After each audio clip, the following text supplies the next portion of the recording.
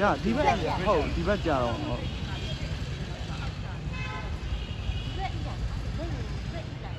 ဟုတ်တယ်အញ្ញံလေးရအောက်ရှိပြီဒီစား90ရာခိုင်နှုန်းနေတော့90ရာခိုင်နှုန်းဒီနေ့ညခွဲမှာ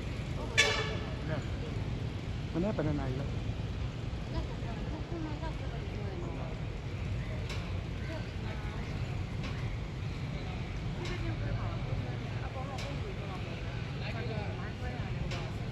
ဟုတ်